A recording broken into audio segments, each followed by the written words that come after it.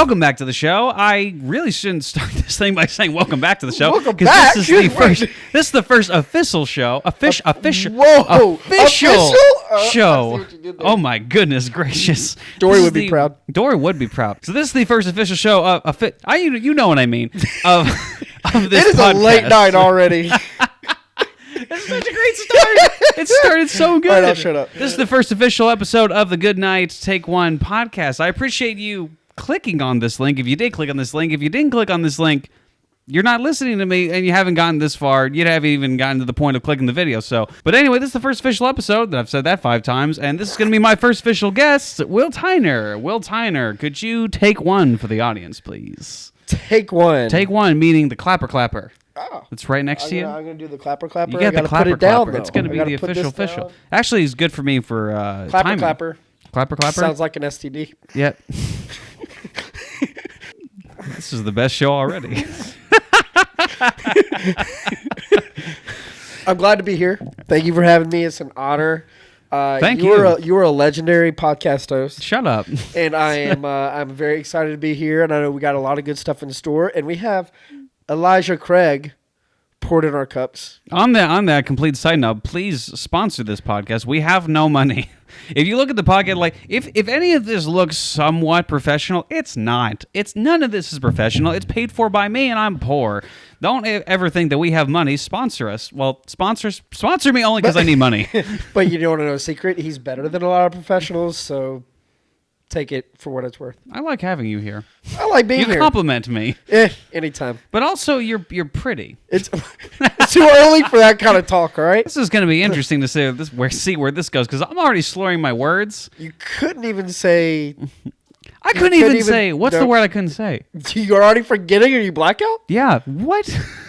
All right. Anyway, I know you have some subjects for us tonight. I do have some subjects for us tonight. We're going to talk about the Oscars, Batman, Book of Boba Fett, and the Obi-Wan Kenobi series. Cannot wait. It's going to be lovely. I'm very excited to talk about movies, TV shows, and stuff like that. Oscars. That's going to be fun. But we're not going to talk about that yet. The most recent stuff that's happening this week, because we're actually filming this in February, is the Batman. The Batman comes out this month. Do you want to say that month again?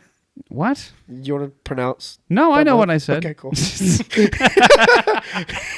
That's fine. So the Batman comes out in January, February. Comes out in March. Guys, he can count. I can. Cheers. Well done. I can count. It is starring Twilight Boy, the man, the myth, the legend. Who, I mean, for every trailer that we've seen him in, looks freaking good as the Batman, except for his giant forehead. Okay, that accurate and true. But you rolled your eyes, which means you may disagree. Because the very first time when I first saw it come out, I was like, is Edward from Twilight trying to play my favorite superhero of all time?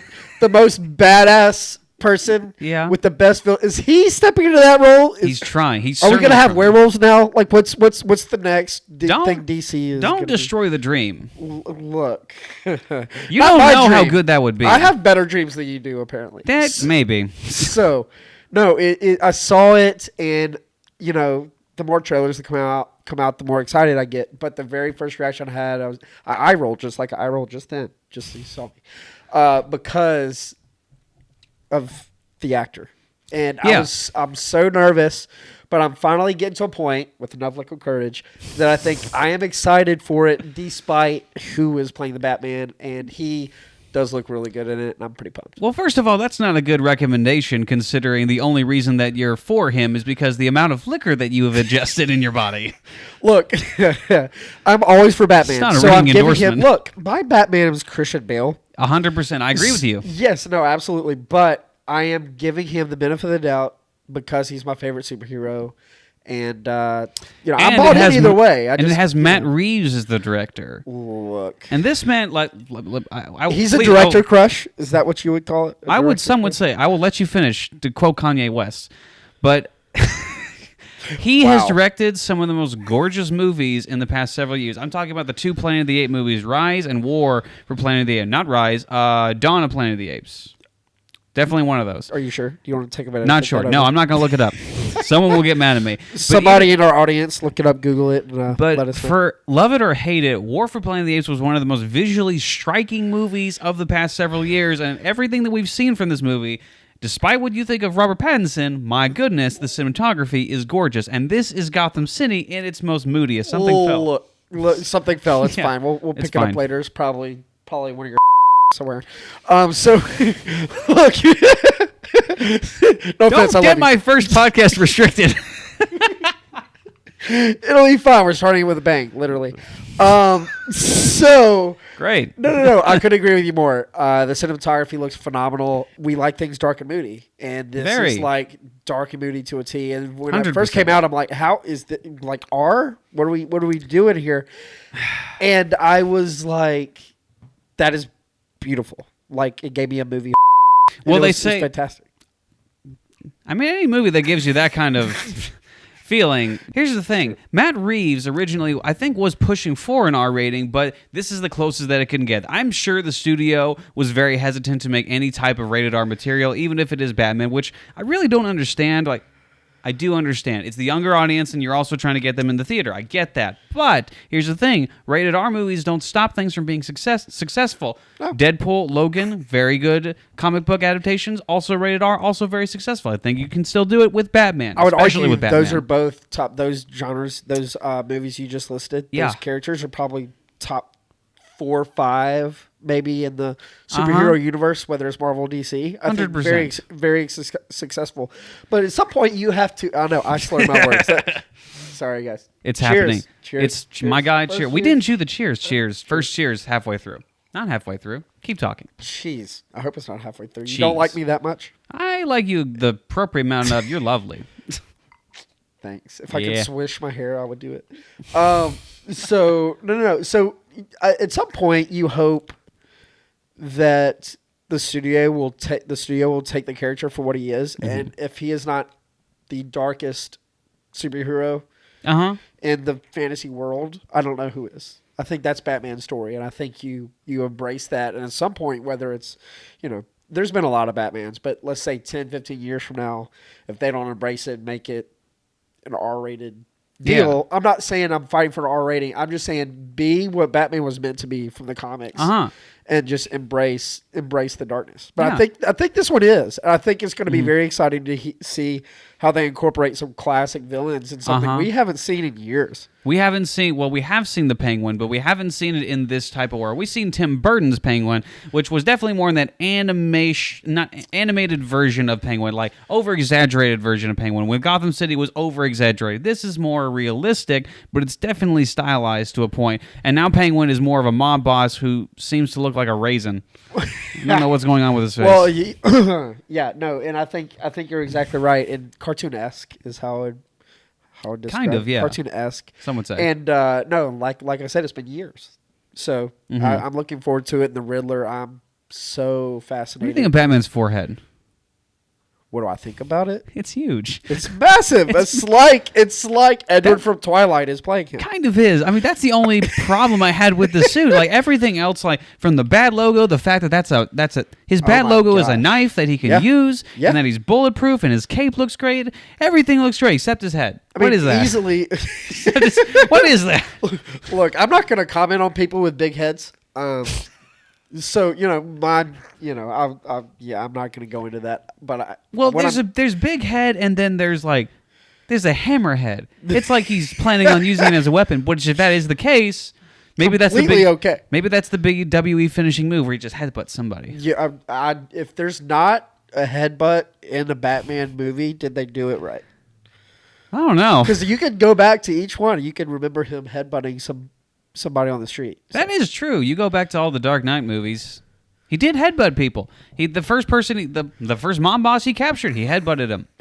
Best headbutt, Adam West. I'm Batman. Just saying. A very gentle headbutt because he was an actor and he couldn't brand damage. But is it just me, or do you want the bam boom pow kind of brought back into the mix with like Adam West style? No.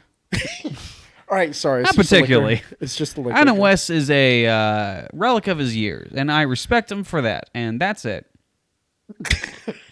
Anyway, I don't like any of the Adam West. Sorry, you know what? That's fine. But no, so, all right, when's the last time you've seen the Riddler do something? Has it been cartoons?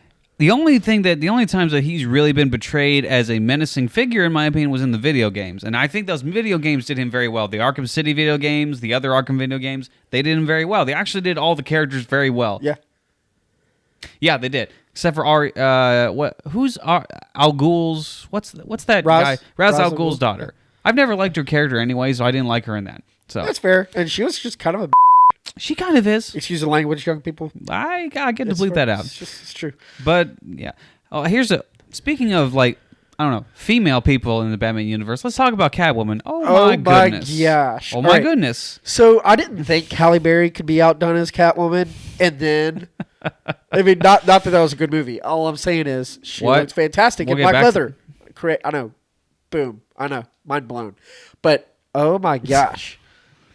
That's all I have to say. Okay, so I sent you a clip of that they released as of recent, where I feel like it's the first time that Batman and Catwoman are meeting, because she's breaking into a vault, she's doing her Catwoman thing, and first of all, completely side note, I like the way that this world feels. It's very like everything is dark and gritty, but it's also like everything is handmade. Everything looks like Catwoman did this all herself. He made her own gear herself, and the same thing with like the Batmobile. That's the same thing aesthetic with that. Anyway, back to this. She's breaking into everything. She's doing the old cat burglar thing, and Batman comes in, and then they wrestle around a little bit, innuendo intended and stuff like that. And he slams her down the desk, and that's the hardest thing I've ever seen in my life. No, that was fantastic. I couldn't have agreed more. I think she actually does look great as Catwoman. No, she does. I think she fits the role really well, and the cheesiest. So no superhero movie is without its cheese. Yeah, and one of the latest trailers I saw that came on over the past weekend, Bat and Cat, has a nice ring to it. I know, and I was like, ooh. Man, is that cheese? I was like, yep, it's still a superhero movie because it still has cheesy one-liners. Yeah. But, I mean, for real, two really good-looking people for all the hell I could give. Yeah. Like he forehead aside, those two together are gonna light some screens on fire. They're gonna have some interesting-looking babies. Ooh. A bat and a cat. Imagine that. A bat and a cat. And a cat. Wings, and then the internal hatred of a cat. That is animal sex I'll never want to see. Man, this show's weird. Never had an episode like this before. Invite me at your own risk. I'm enjoying. Come over more often. Yeah, I'm here. Innuendo aside. Cheers. But yeah, all the other characters and Andy. I'm gonna just bring about Andy Serkis for a second, because I don't get to see Andy Serkis in a live action role as much. I mostly get to see him as Caesar or Golem, like in those roles where he's not a physical being. Right. But he's Alfred in this. And he looks awesome. Wait. So who else does he play? Maybe a Lord of the Rings character or something? He plays King Kong. He plays Gollum. He plays Caesar. He also plays another. G. That one starts with a G. What is it? Gollum. Stupid fat hobbitses. He stores it from us. Stupid Bagginses. He wants it. Everybody vote on who does it better and who should replace Andy Serkis as Gollum in future Lord of the Rings remakes. Yeah, it's me. Yeah. So moving on. Stupid. I will say, I'm very proud of my Gollum voice. I think you actually do it a little better than me. Well, I don't know. One of those things where you can't really hear yourself. But when you do it, everybody's like, "Oh my god!" But yeah. Well, that's the thing. I think I have heard I've heard myself in recording. It's like, oh. Wait, time out. So you spent recording space on a memory card doing your Gollum impression. Well, technically, I spent evaluating yourself. Technically, I spend someone else's time on their memory card, and then I told them to replay it to hear myself. Like I'm doing now. Because I'm very arrogant, and shocking. I like the sound of my own voice. See, as an editor, I hate editing myself because I hate my voice.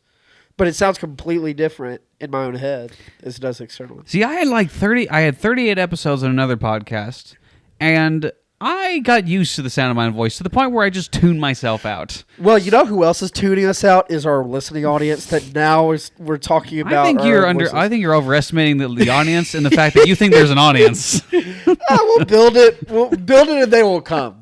That is. If anyone understands that movie reference, you're a gem.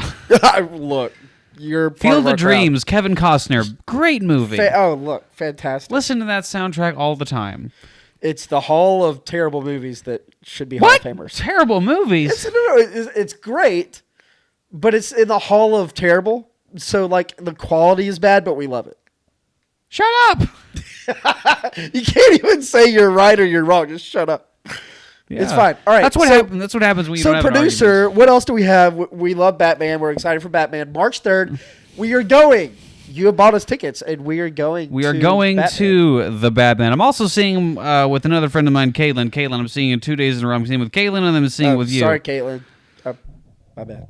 Why are you sorry? Why are you sorry? What have you done to Caitlin? Well, if I were the person on the other side and you said you had a date with somebody else. I don't have a date. I go have the same movie to see. I have a gathering at the theater.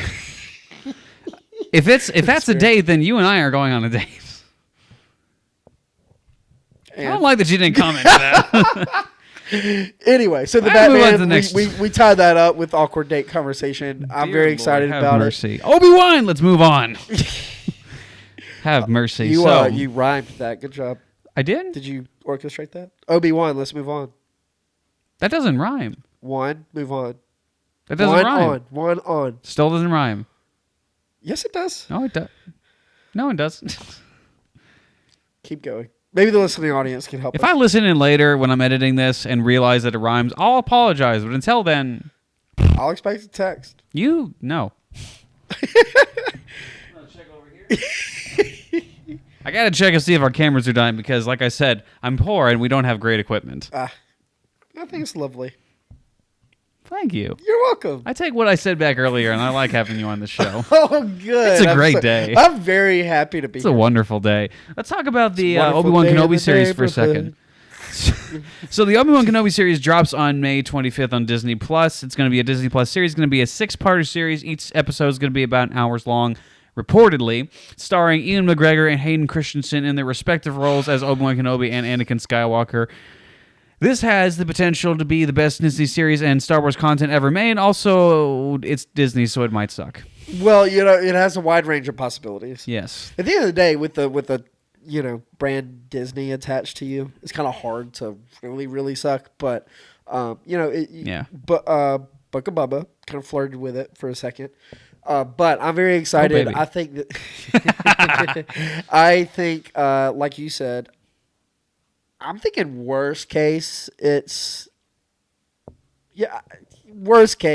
like Revenge of the Sith level quality. Worst case. You and I are not going to get along very well.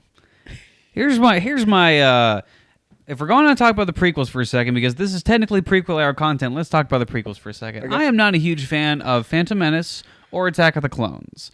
I know specifically someone out there, I know that you like Phantom Menace, and you are wrong. Anyway, going back to this. This is not a way to keep an audience. Just say it's not. I'm very combative, and I love doing this. Anyway, I love Revenge of the Sith. I actually think it is a great story. I think it has a great ending. I think it has a great middle part, and the beginning is the most action-packed, adrenaline-filled Star Wars ever. Did I ever say that it sucked? You had implied it. No, with your I said words. Worst case. No, what I'm saying is, look, it is easily the best of the prequels. Easily the best of the prequels. That's not a high bar, my guy. I'm just saying, easily the best of the prequels. Okay. I think it's the 4th best Star Wars movie out there right now. What is it behind? I think you do Empire Strikes Back. Okay, yeah, obviously, yeah, I agree. Rogue One. Man, no. You don't like Rogue One? I do love Rogue One. I thought it was up there. It's one of the few sequel trilogy movies that I actually love.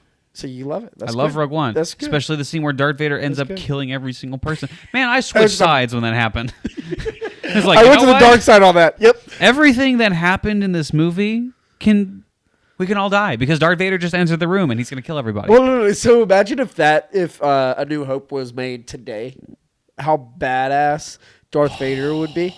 Like, that was an example of how time difference changes a character. That's very true, but here's the thing. Did you see the remake of the duel between Obi-Wan Kenobi and Darth Vader? It's on YouTube. You're going to have to show me this later and completely change my life. Oh my gosh, they remade the duel. Like, there's a fan that remade the duel with Obi-Wan Kenobi and Darth Vader. I don't know why I was stuttering there. Because you've had liquor. Yeah, well, yes. They remade the suit of Darth Vader, and then they like photoshopped the face of Alec Guinness on some guy's face, and then they just redid the duel in like an animated environment, not an animated environment, but the entire area is CGI. But it looks so good, and they spliced it together with the original like movie, and it looks good, and it feels seamless. It's so good. I need to show you this after. You're missing a lot. Anyway, continue with your point. Well, I was about to say we've gone on a lot of rabbit holes. So Man. No, I think those two are in it, and I think so. Empire Strikes Back, Rogue One. I'll go New Hope because I'm just an OG. I just like originals. I do love New Hope. And then it's then it's Revenge of the Sith. Okay. That'll be where I put it. Here's the thing. I believe to my core that A New Hope has better structure than any Star Wars movie, and it is technically a perfect movie. And I watched, here's the thing. It's not necessarily my real opinion. I watched a video on this, and then I agree with the guy who did the video. So you have no original thought in this? Not at all. Okay, cool. I'm good. I don't think for myself. That's fair. Cool. I rarely do. What were we talking about originally? Well, we were talking about how it could potentially be the Obi-Wan, the new series that's coming out, could be the best or worst. And I said it's at worst, which for me means the fourth best in the entire saga.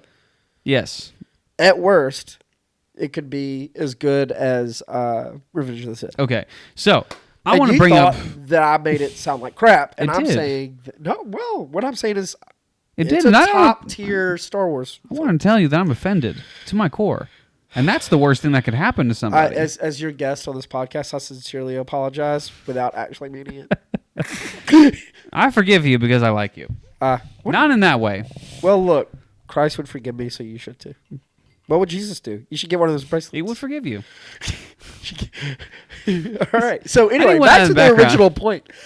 Obi-Wan. So Ewan McGregor and Hayden Christensen in that film, to me, were at their peaks. 100%. And I actually do believe that Hayden Christensen did, for what he was given, a good performance in Revenge of the Sith. And I can argue that point till I freaking die. But I do believe he like with the dialogue, there was not a lot of good performances in that because it was the way it was written was not great. And I do believe it's as much as I love that movie, it's still not great writing. No, it's not great writing. And you saw him like embrace the darkness, and that's what took him from mediocre role to excellence in that movie. And as a viewer, you stared. I almost said store. You stared into his eyes when he turned around with the glare in his eye. Oh man, like epic scene that I think everybody remembers. That you just saw in himself as an actor. You saw that, and you were bought in. Right? And so, yes, the writing sucked, but. There were a few scenes where he thrived, and Obi-Wan, I think, was flawless in those. Ewan McGregor's always been perfect. Oh my god, he nailed that character from the very beginning, and the fact that they're bringing him back just shows the fact that for a lot of Disney's flaws, they at least care and they listen to their fans on certain areas. Now, here's the thing. The problem with this show is that it has the potential to be another Book of Boba Fett. And why I'm saying that is because and I feel like this is the general consensus and my own consensus because I have one original thought. You have one and that consensus? is the Book of Boba Fett is very bland with the occasional coolness in it. Okay. And so I will be spoiling Book of Boba Fett. So you haven't seen Book of Boba Fett, turn it off. Shut us.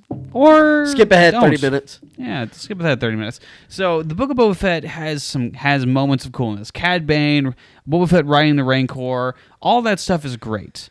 But the problem is the whole story and structure in and of itself sucks, and the main character is very passive.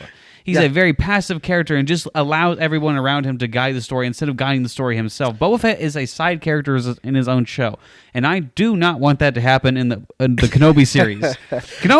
He's the main character, and he's also Kenobi. No, Kenobi's fantastic, and it's an untouchable, right? You have a few untouchables, and Darth Vader is one, and Obi-Wan Kenobi's one. 100%. Those are the two characters. Yeah, you can't mess Darth Vader Leia, up. And Leia was kind of glorified, especially with with everything that happened as the series was kind of drawn to a close. Yeah.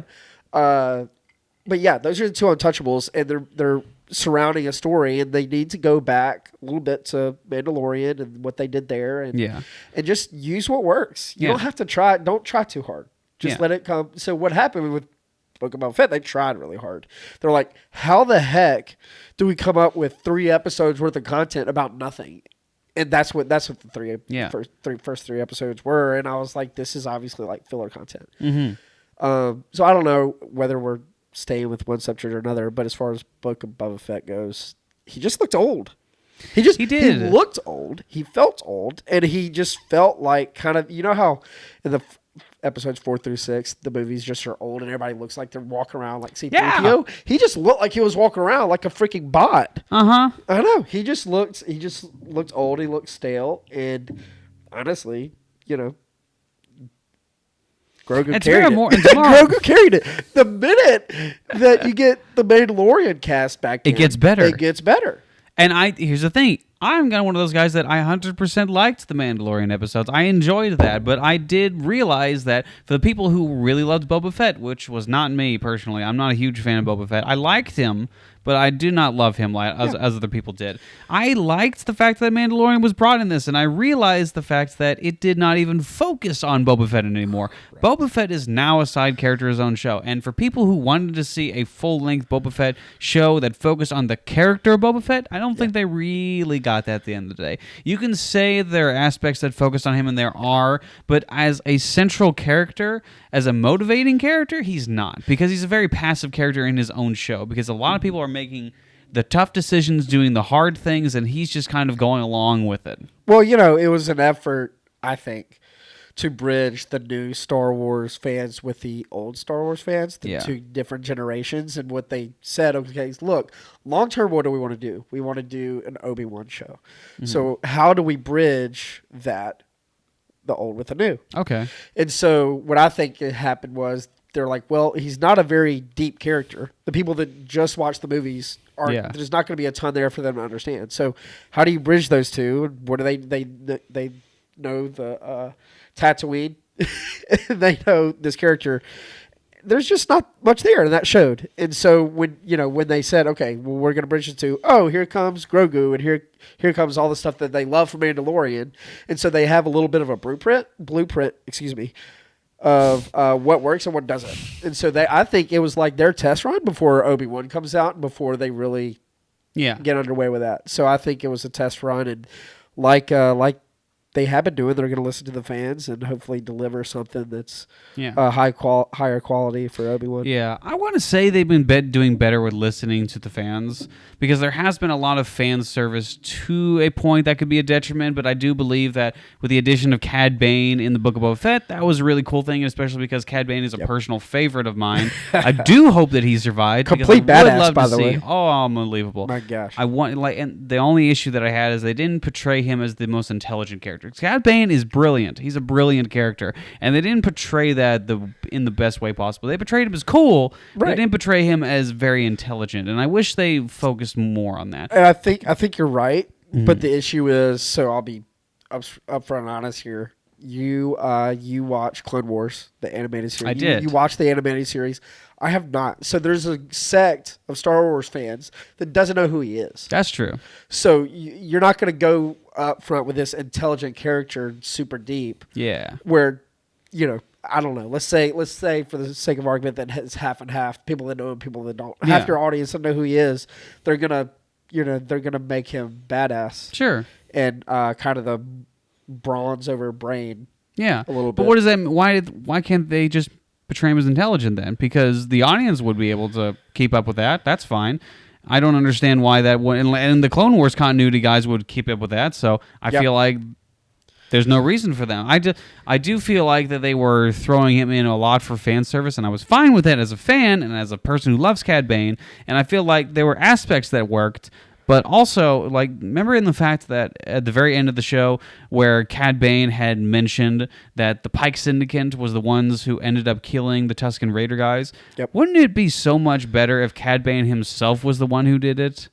He was the one who individually murdered every single one of them? Pulled Anakin Skywalker and went in and just... Wouldn't that give Boba Fett a lot more motivation to murder the crap out of this guy? No doubt. 100%. Hey, George Lucas, write Jacob and get him to direct your future. Anyway. Could you? Yeah, I'm sending it in the mail tomorrow. Also, give me a paycheck. I'm poor. Give me a licensing fee. No, I get it. Yeah. And I get it. I think it's just an Easter egg. And I think that's one thing that they decided to include that. They didn't have to. I'm glad he did. But Yeah. sign me up if he ever goes and demolishes, a race of sand people. I'm all in. Yeah, I love murder. What? Yeah, he screwed away. Murder of aliens that don't exist on a TV screen where Got I'm not it. actually participating in the murder. Is that better? Yes, thank you. Great. I appreciate that clarification because I love that. Good. Yes. Good guy. I appreciate it. Great. So, yeah, I'm excited for the Obi-Wan Kenobi series. I want it to be good. I'm waiting for a trailer. I want it to come out because I want to see a trailer. They have not released anything of this series so far. Jerks. And, man, butt nuggets. Release something. I know they've released, they haven't even released tested. They released a poster. They released casting. It's like, great. Can you get an guess image what? in there or Guess what? something? Guess what? What? The build-up's working. It is. You're right. Unfortunately, you're right. I Point still want to see proven. it. Very true. I don't want them to screw it up. Is the end of the day. I think this has the potential to be quality, storytelling, emotionally. This is one of the most emotional times in Obi-Wan Kenobi's life. Oh my gosh. Don't screw it up. It's going to be insane. I really do think that this has the potential, like you said, to be the best Star Wars production that they have put out. And so I think you have everything. You have the emotional connection. You have the heartstrings of the older generation, like I said earlier, with the newer generation. Yeah. And imagine having I know it's not going to make sense. I was trying to imagine a world where Grogu and Anakin and Obi-Wan all were in an episode together and how cool that would be. And then I just realized I shot myself in the foot. So It might be. When Anakin was walking through the temple and slaughtering people, that is the only way. that's true. We get a flashback because we did get a flashback in the Book of Boba Fett of, genocide of the Jedi. Order 66. And for some reason, when you said genocide, I had the temptation to do genocide.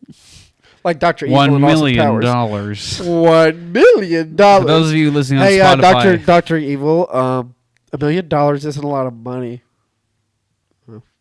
The rest of it. Amazing. So this reminds me, I was watching Baby Driver. I introduced it to my brother. It was 2 weekends ago. And they used the Austin Powers masks. And a brother's girlfriend. Oh, Mike Myers. They did the Mike Myers mask. This is Michael Myers. No, the creepy dude from Halloween. Oh, that Michael Myers. Nah. Yeah, exactly, that scene. And so I found out in that scene that my brother's girlfriend has not seen Austin Powers. What? I know. He should break up with her. I know. I I'm haven't joking, seen it either. but he should. I haven't seen it either. I've never seen Austin Powers. I've never seen a single bit of that movie. And I accepted your invitation. You did, and you're here. Joke's on you. All right. Well, podcast listeners, if by the time the next podcast happens and he has not seen Austin Powers, my Twitter handle is WD Tyner. Let me know so I can address that issue. Just editing and post, cutting that out. I'm very thankful for this man. Very thankful for his influence in my life, and he has shown Christ, and he has shown a lot. So give this man a hand, give this man a listen. I'm thankful for you, my guy. I'm happy that you get to come out on the podcast, and I hope it's an honor. I hope you're enjoying yourself. I am. I'm already pouring another glass of Elijah Craig. Why don't you do that? I'm gonna look into the eyes of my saber-tooth tiger. I've never named. Do you want to show the audience a little bit closer? Yeah, this is my saber-tooth tiger. I'm holding this in the logo, and I'm not really sure why. I think it looks cool, but it may not look cool. It's kind of badass. It's biting the thing. I've never named this thing. And it's biting what? The shaft? The shaft? It's called the shaft? That's what I'm calling it. I'm not gonna call it the shaft. I might call it. I don't know what I'm gonna call it. I'm gonna call it. I don't know. I'm going to think about it. Maybe I'll name it by the next episode. All right. So real quick, you keep talking because my camera's about to die. I'm going to replace the battery real quick. Go do it. No, I'll hold an audience. That's fine. I'll do your job for you. So talk about both. No. So audience, comment in the stream section. What would you like for the next show to be? And who all here is watching the Oscars? I'm very excited. Oscars are March 27th. And, in the past, the Oscars have been very politicized, and they've been very PC is what I like to call it. But no, you're kidding. Oscars? What? Political? What? Hollywood? They have agendas? They have agendas. What are you talking about? But I am, for this year, I don't know what it is. Maybe it's COVID. Maybe it's things. Maybe I'm just a little bit more excited for it this year than I have been in the past. Maybe it's because I just like talking movies with you. Well, here's the thing. There are actually some good movies in the Oscars this year. And last year, no one knew any of the movies. You know what? So past couple years, you're right. I know we're drinking here. I used to play a drinking game that my girlfriend at the time 2 years ago, we were watching during COVID, and it was one of those things where we played a drinking game, and she had to guess the answer, and if she didn't get it right, she had to drink.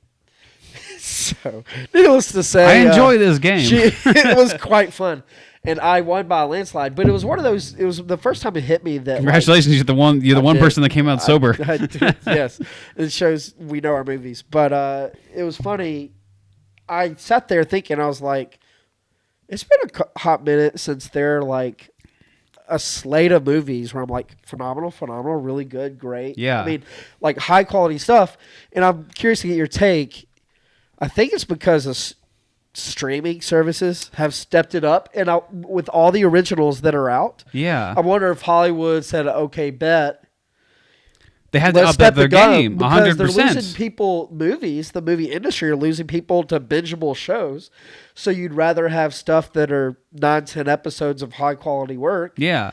Than 2.5 hours or something. Yeah. Hour and a half to 2.5 hours. And so they were like, okay, well, if we want to have movies still be a thing in 10 years, we better get moving. You got to figure this out. And I don't want to say that I want to get rid of the theater experience at all. I love the theater experience, but I will say I love staying at home as well. And people have formed new habits over COVID, and they've realized I like staying at home and not dealing with the baby in the audience that for some reason the mom bring to a horror movie and it's crying. I hate Just those like people. That. I hate those people too. And it's one of those. That's an interesting thing. Like, if you're a mom listening to this podcast, we are so sorry. Child, bring your kids to movies. Motherhood is a hard thing, but for the love of Mike, don't bring your kid to a theater. That's being a terrible mom. And I'm not a mom, but I have an educated guess. I feel like that's being a terrible parent. You're a jerk. Moms, do whatever you want to, because we don't know your life. So. One of my favorite memories as a kid, as an adult, is going to movies. So what's your favorite movie theater snack? What do you get? Movie theater snack? Reese's Pieces. Ooh. Entirely because I have very good memories of when I was eating Reese's Pieces and my emotional moments with them. So are you one of weird. the people... we're weird. It's okay. Sure. Do you put your Reese's Pieces in the popcorn? I'm not a Satanist. So no, I don't. Wow, that's aggressive. I'm also not one of those guys that leaves his popcorn in front of the the butter for 6 hours, as the butter just pours all the way to the top, and it's essentially just liquid. Huh? That's disgusting. 6 hours, you'd probably miss your movie. Some would say they get there ahead of time. Yeah, they're the guys that are camping you out get the real. Look, hey mom, I want to get there early so I can sit in front of the butter machine for 6 hours. Butter machine. Butter machine. How juicy and delicious. Okay, butter machine. All right, so let's talk a little bit about what is the movies that are. The movies. I want to talk about the movies that are at the release this year, and I'm going to go down the Best Picture list, which compared to last year's Best Picture list. There are so many good movies here, like Nightmare Alley, Don't Look Up. Okay, Don't Look Up's not great. But Dune, Drive My Car, Belfast, Licorice Pizza, Power of the Dog, West Side Story, King Richard, and Coda. Automatically, the vast majority of those movies are amazing. So that is the first list that I remember seeing in about 10 years where I see every movie and I'm like, I want to see it, or I have seen it, and it was phenomenal. They're so good. They're so fantastic. They're so well done, and... So let's go over the list again. We're gonna give little. So the first one, Coda, it stars Bradley Cooper and is directed by Guillermo del Toro. And that is not his only movie that is in up for Best Picture. So that's what a year he's had. It's unbelievable. And I'm so happy for Guillermo del Toro. If you read the history of him and how far he's climbed the movie ranks, he's done such a good job for himself, and he makes some of the most interesting and visually striking movies of all time. Nightmare Alley, wonderful movie. Again, visually striking movie. Again, Guillermo del Toro is used to this kind of stuff. He knows how to frame amazing, beautiful movie shots. Oh my gosh! So is the perfect example. Now here's the thing: I haven't finished the movie of how to tie the beginning of a movie to the end of the movie, and it all comes. It's a perfect example of how life comes full circle. Yeah.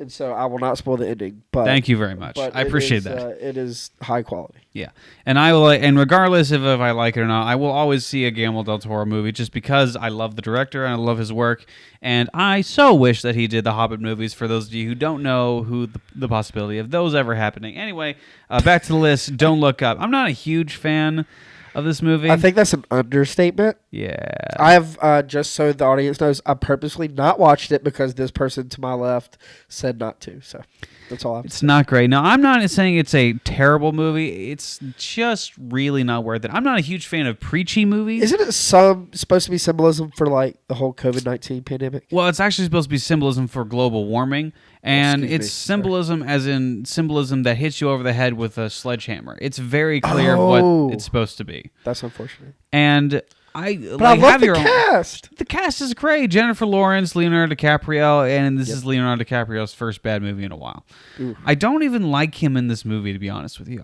For some reason, like, I don't just know think what you don't it like is. the movie, and once you decide you don't like That's the movie, true. you like nothing about it. I will say there are effective moments. The ending is actually pretty effective. Not the very, very ending. The very, very ending is dog nuts, but the ending of the movie is actually You kind have of a poignant. Theme here. Maybe. Okay. Nuts. Anyway, just asking. I'm not going to bring it up. Goodnight Take One. Nuts. If that's not in your headline, then Take that for what it's worth. I question your judgment here. It's... All right, what's Well, next? you never know. Keep Okay, going. next is Dune. Wow, we both like that one. Yeah, so probably the most visually appealing movie I've seen in a long time. And look, I never watched the original, but I have read the book. Mm-hmm. Fantastic. Congrats, by the way, for getting through Well, that marathon. So that's the second longest book. So that's a book. It's my second longest time to read. First was It by Stephen King. Yeah, it was Dune. that's the Bible. It's the Bible. So they're both the Bible. Not really, but length. Yeah. Fantastic. There's not much more I can say from it. I think people are like, hey, the next big epic. And I do think it has that potential, but I am worried because they did such a good job on the first one. I worry it's just about laying the groundwork, and I'm worried it's going to be Hollywooded up in a sense that it's going to become very actiony and not as well done. Yeah. I think the sequel is going to sequel. I'm worried about that too. I'm a little less worried about that. The reason being is because of the director attached and because of his track record. And I like Denis Villeneuve. I don't know how to pronounce his last name very well because I was I'm about white. to say, you want to try that again? It's Denis Villeneuve. That's not right, but I'm going to continue with it because I don't know any other way to pronounce it. You just act more confident. Just say it. Just do it. No, Denise. I'm going to call him Denise. Denise. Anyway, the movies that he's done... Female or... Maybe. Denise... He's done what he's done: Sicario, Prisoners, Blade Runner 2049, and Prisoners would be fun. my own personal favorite of his. Okay, so Prisoners is very good. When I watched Blade Runner 2049, it was fun, and I was like, visually, I was just like, but it was a terrible movie. What? Yep, I said what I said. All right, said I'm what I gonna just kind of skim over that in a minute and come back to it in a minute That's in fine. rageful That's okay. intensity. That's okay. When I don't get bored in movies. If you're watching this on YouTube, not on Spotify or anything, I'm up to this point in my whiskey glass. Once I get down to the very ending, I'm gonna throw this at him. Hey, break your glass on your own time. Okay. My own time will be when the cameras stop rolling and when the real me comes out. Will you check that camera? Is it good? I think so. I Yeah, just don't it's- see anything else on the edges like I do. Oh no, it's Okay, fine. we're It's good. as long as that little red dot. See that little red dot? Yeah. See the that's red still dot. rolling? It's blinking. Yeah, we're good. Hey, audience, we're good. Thanks, guys. Yeah, we good. Yeah, we so good. We real good. I gotta stop saying like that. We real good. Anyway, that is a look I don't into actually our know friendship. who. Who's still watching this? I don't know, but bless you. Anyway. All right, we're going down the list of best pictures here. Man. Our host is I was. losing his spot. Hold up, we're going back to it. We're getting okay. So to be 100% clear, I have seen of the ones that I've seen. I've almost done with Nightmare Alley. I've seen Don't Look Up. I've seen Dune. I've seen Belfast, and I've seen King Richard. And that's pretty much it. Okay, so give me a synopsis on Belfast. Excuse you.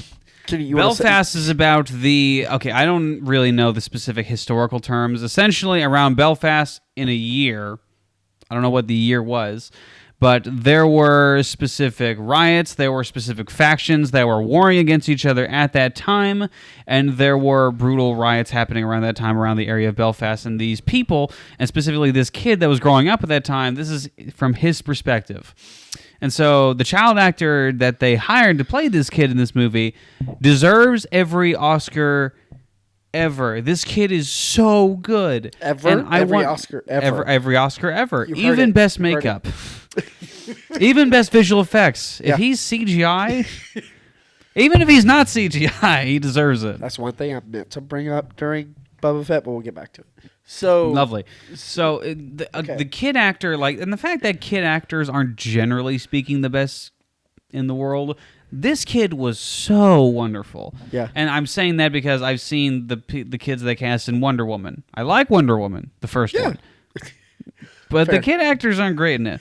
And Hollywood can still mess up with the kid actors, especially in the second Wonder Woman. Man. It's kind of hard to mess up kid actors, but yeah. It's a little easier than it because I've dealt with kid actors and their parents, and that was awful. They're also little assholes unless they're the trio of Harry Potter kid actors, Their but parents they're are fantastic. worse because their parents are the one that are pushing that on them, and they're little spuds of craziness. Like they're that, but again, their parents are the one that's supposed to be in control of them. And my parents out there, if you're pushing this on their kid, and that little kid's a turd, they're a turd mostly because of you. So cut it out. Oh my gosh. Anyway, that's my moment of preach for All no right, reason. so Belfast is good, and my Belfast is understanding wonderful. is you don't like Will Smith very much. What did you think of him? I do. No, hold on. You told me that you. No.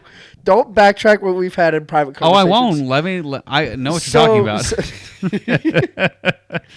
Will Smith. Yes. I'm not Will Smith. Stars in King Richard. Yes. What did you think? I thought it was very good. I didn't think it was the greatest movie of all time, No. but my issue with the movie is that the two tennis stars, I'm forgetting their names. Hold on. What's their my names? gosh. He's not an American, you guys. I'm not. Sure. All right.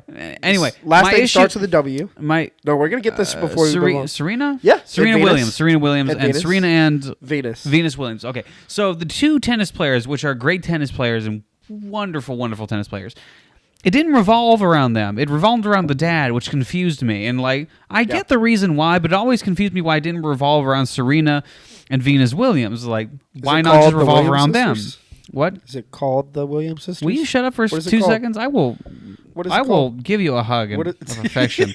So I don't think that's what you so want it's to give called me. King Richard, and so I wasn't really sure what to expect about it until I actually watched it, and then fine, this movie's good. I reluctantly said okay, this movie's really good. So Fine. that takes a certain something for somebody who is determined to hate something to end up Yeah. leaving the movie like, okay, fine, it's really good. And here's the thing: I love Will Smith. I love Will Smith as an actor. I love him in Fresh Prince of Bel-Air. I love him in a whole bunch of other crap. You told me there's Especially- a bunch of years that you did not like Will Well, here's Smith. the thing: Will Smith has not had a lot of good years in movies as of recent. His past few years in movies have sucked, not especially in Suicide Squad. He was okay in Suicide Squad, but other movies Made he you has laugh. not been great in at all. Yeah, that's fair.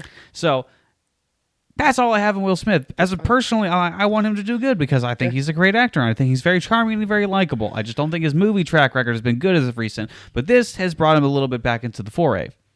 You sound really defensive.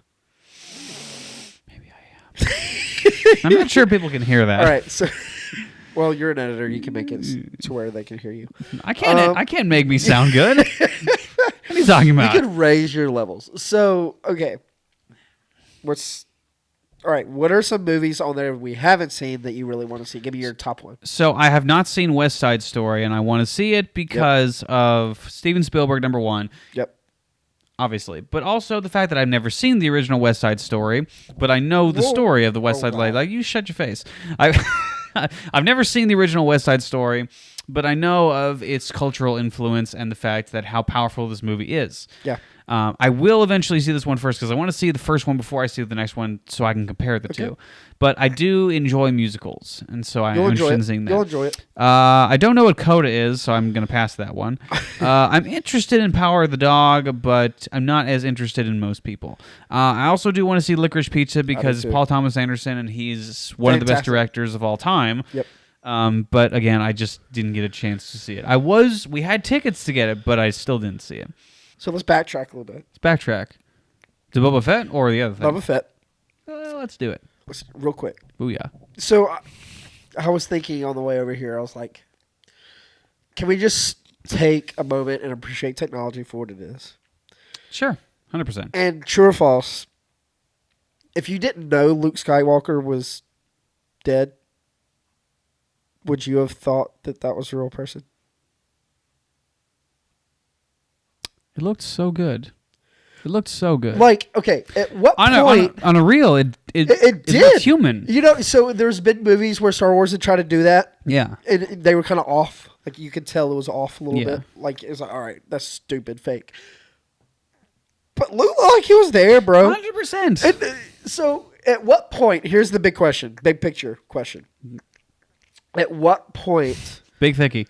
At what point do you do remakes with the actual actors?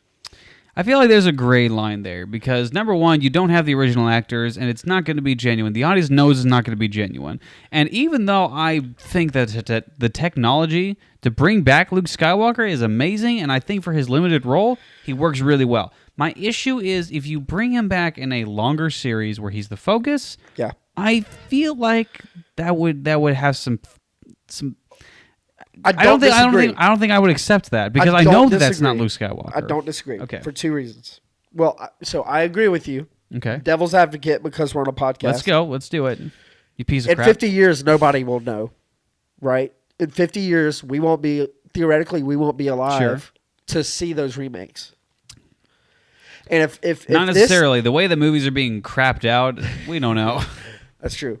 But let's say in 60 years, they're like, nobody knows. Like, some people know Harry Potter, but not really. So they, put up Daniel Radcliffe, and they do another thing. Yeah. So in the past 3 years, have you seen the progress they made since Leia being a thing to this? Yeah. And imagine in that time, imagine with the technology right now, in 10 years, what do you think they could do? They could cast a whole freaking ensemble. I mean, right now they can do pretty much anything with the ability that they have right now, and that's and again, let's honor the fact that this is a TV series. Yeah, it is half the budget of the Star Wars movies. Yeah, and they have that level of technology where they're able to recreate somebody from freaking scratch.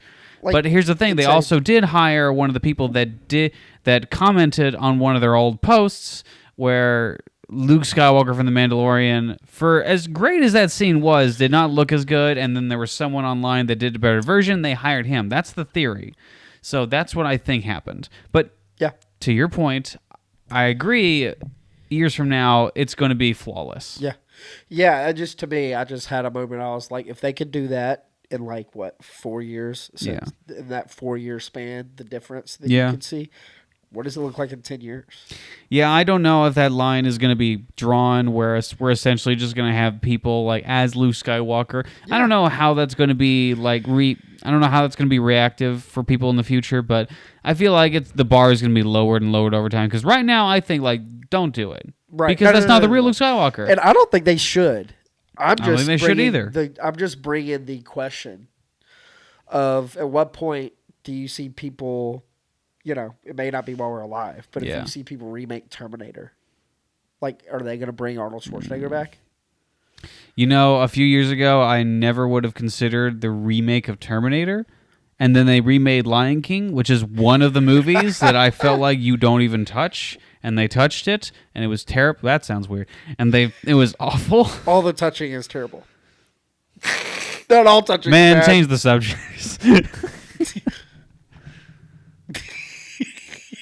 You're not on Spotify, so you don't get to see that visual cue. But I did, and it was great. On ESPN 8 here, we...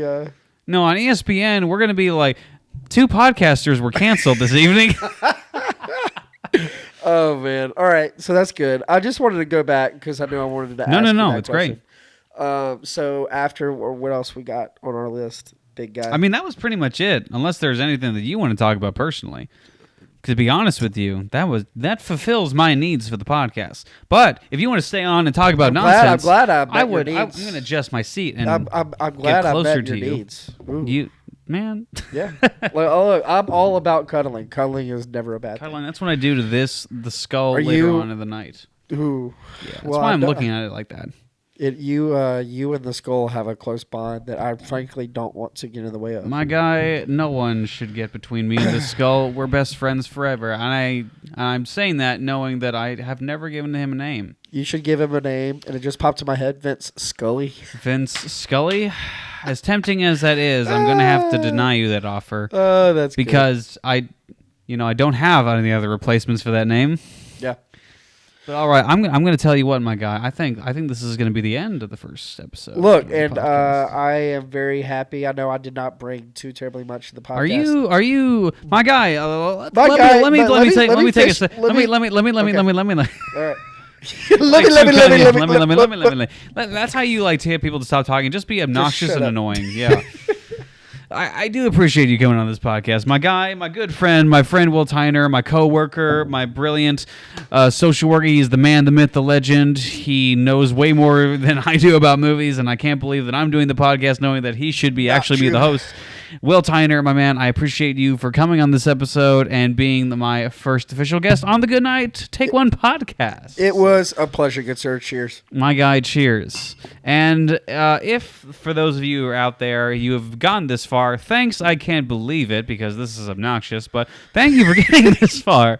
And I am shocked that you have gone this far. If you haven't subscribed, go ahead and subscribe to the channel. We also have Spotify, Google Podcasts, Apple Podcasts as your options for podcasts if you want to listen to us on the road. If you don't, why did you get this far? I don't know why you enjoy personal suffering. You must be really bored. You must be really bored. Anyway, we will hopefully upload a podcast every single week, and we will be doing other things in the future. So maybe this channel will grow, maybe it won't, but this is the start of it. Thank you, Will Tyner, for being a part of it. And with that, Ernesto, my guy, roll those credits.